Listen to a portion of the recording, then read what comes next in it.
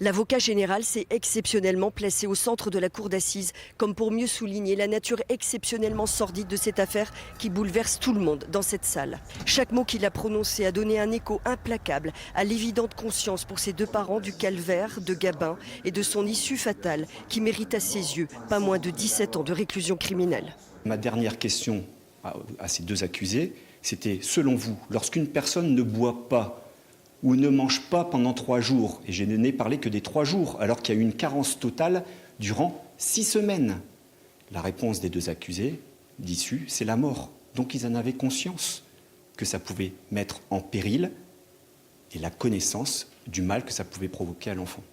L'avocat général rappelle combien le ménage était un bateau à la dérive. Le couple ne se parlait plus, ne faisait que se croiser sans plus savoir ce qui était fait ou pas pour les enfants, comme le souligne ce voisin du couple et collègue d'Édouard Ruot.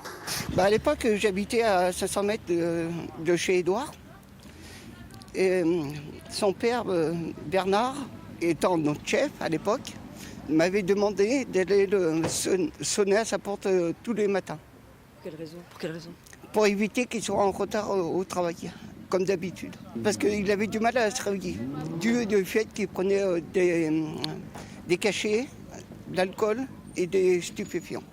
L'avocate des deux parents assume en ce moment la difficile tâche de les défendre. Non, cette conscience de l'issue fatale n'existait pas, mais difficile de se détacher des dernières heures de Gabin. Il a convulsé à 14 h avec son père. Celui-ci n'a appelé sa compagne qui était chez sa mère qu'à 16 h. Le décès de l'enfant a été constaté aux urgences à 20 h 30.